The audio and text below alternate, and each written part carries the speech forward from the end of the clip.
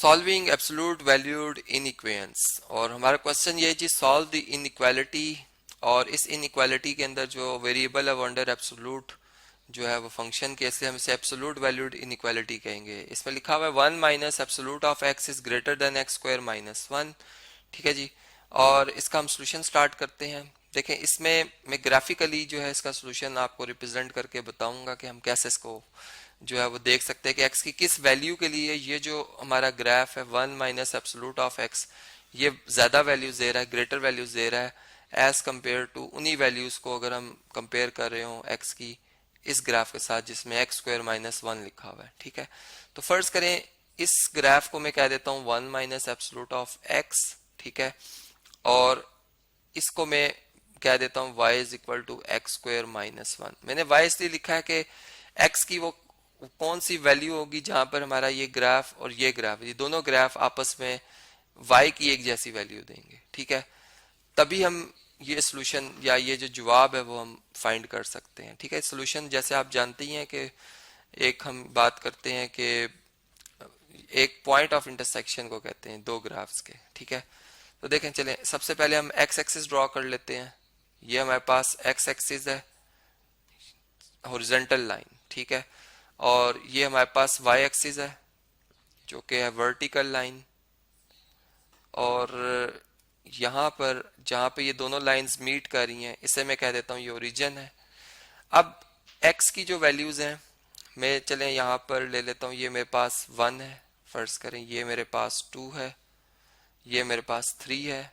इसी तरह इस साइड पे आ जाएं अगर आप, तो ये -1 -2 और -3 है। ठीक है, जबकि जो y एक्सिस है इसके ऊपर भी इतने ही डिस्टेंस के बाद ये वैल्यू है 1, फिर ये वैल्यू है 2 और ये वैल्यू है -1। ठीक है, चले अब सबसे पहले मैं ड्रॉ करता हूं y equal to 1 minus X का ग्राफ। ठीक है, इसमें मैं x की वैल्यूज को इन्हीं जो मैंने 6 वैल्यूज लिखी हैं, 7 वैल्यूज, इन्हीं को मैं पुट करूंगा, या इनमें से 4-5 ही हो सकती हैं। जैसे देखें, हम 0 अगर लिखें तो 0 का एब्सोल्यूट 0 होता है, और 1 में से 0 माइनस करें 1 आएगा जवाब। इसका मतलब x 0 रखने से y 1 आ रहा है। ठीक है, ये हमें पॉइंट मिल रहा है, इसे मैं चले रेड कलर में मार्क कर देता हूँ।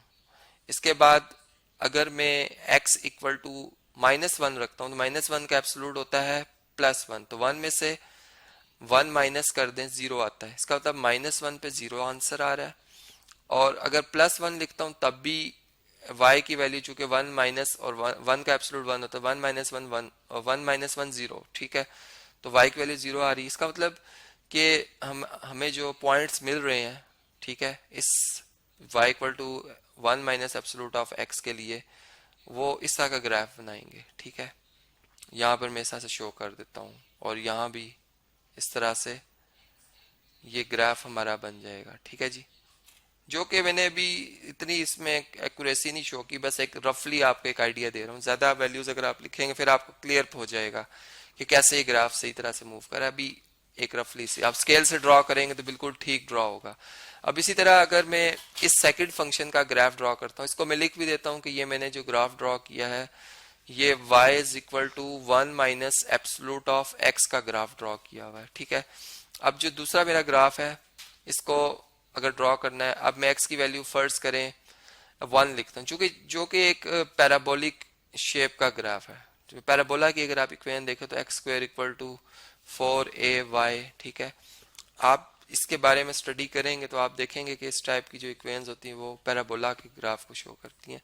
अब इसमें फर्ज करें अगर मैं x को 1 पुट करता हूँ, ठीक है, तो 1 का स्क्वायर 1 और 1 माइनस 1 0, तो ये मेरे पास 0 जवाब दे रहा है x को 1 पुट करने से 0।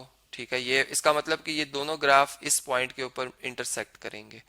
इसी तरह अगर मैं x को -1 पुट करता हूं तो -1 का स्क्वायर +1 में से 1 माइनस कर दें ये भी, तो ये देखें ये इस ग्राफ के दो पॉइंट्स मैंने लिए हैं x की वैल्यूज रखकर, x की 1 और -1, ये 0 0 जवाब दे रहे हैं। ठीक है, इसका मतलब y इस फंक्शन की y की वैल्यू और इस फंक्शन की y की वैल्यू इन दो x की वैल्यूज के ऊपर इक्वल शो हो रही है। ठीक है, इसका मतलब हम अब इस इंटरवल के अंदर जो है वो मूवमेंट को ज़रा नोट करेंगे, जो कि मैं भी आपसे भी शेयर करता हूँ, ठीक है।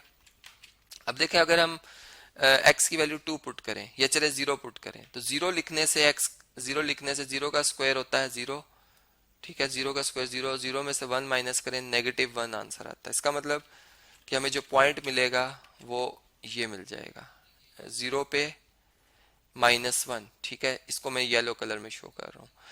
अब अगर इस -1 से अगर हम 0 की तरफ मूव कर रहे हो, ठीक है, जैसे 0.5 में लिखता हूँ, जिसको हम 1/2 लिखते हैं। अगर मैं x 1/2 पुट करता हूँ तो मेरे y की क्या वैल्यू आएगी, देखें 1/2 का स्क्वायर -1, जो कि 1/4 हो जाएगा। 1/4 में से आप 1 माइनस करें, एलसीएम ले लें, 4 डिनोमिनेटर में आएगा, यहाँ पे 1 में से 4 माइनस किया जा रहा है, -3/4, जो कि 0 पॉइंट अप्रोक्सीमेटली अगर हम देखें तो 7 और फिर 5, 0.75, तो 0.75 यहाँ पर आएगी वैल्यू, ठीक है।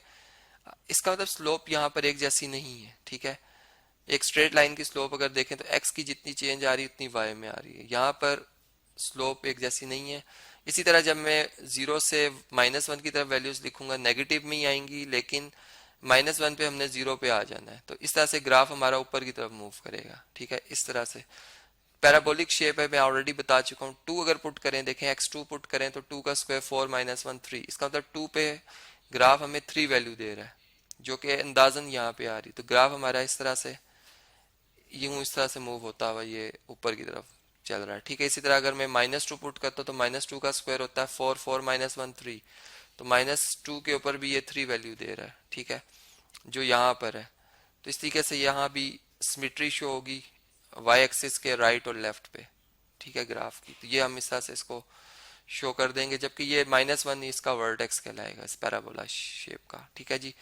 अब आप देखें कि जो हमसे क्वेश्चन में रिक्वायर किया गया है वो ये चीज पूछी गई है कि ये वाला फंक्शन है, जो मैंने यहाँ पर किस कलर में जी रिप्रेजेंट किया हुआ, अगर आप देखें तो पिंक कलर में, ठीक है।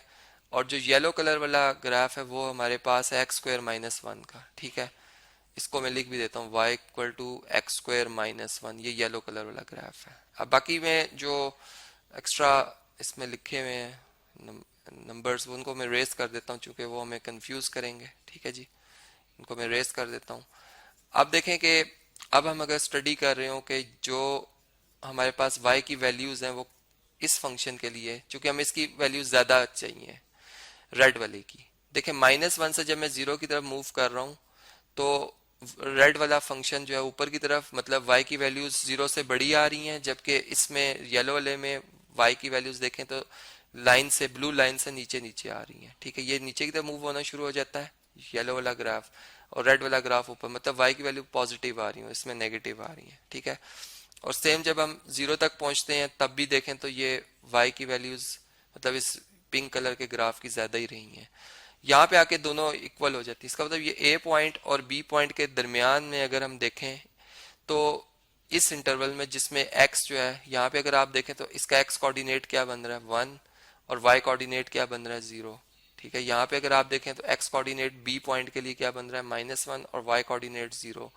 तो इसका मतलब कि x की वैल्यू जो है जब मैं 1 से लेस रखता हूँ तो मैं 0 की तरफ मूव करूंगा तो मेरे रेड वाली वैल्यू ज्यादा आ रही है, और जब मैं -1 से बड़ी ही वैल्यू रखूंगा इस इंटरवल में, तो ये जो गिवन हमसे पूछा जा रहा है कि 1 माइनस एब्सोल्यूट ऑफ x की वैल्यू ग्रेटर होनी चाहिए x² -1 से, ये हमें इस इंटरवल में इसका जवाब मिलता है। जबकि यहाँ पे अगर इक्वल का साइन आ जाए तो इसमें हम -1 भी शामिल कर देंगे और 1 भी, चूंकि यहाँ पे अगर आप देखें तो दोनों की y की वैल्यू इक्वल हो जाती है। तो इस तरह से हम ग्राफिकली इस एब्सोल्यूट वैल्यूड इनइक्वेशन के सोल्यूशन को समझ सकते हैं।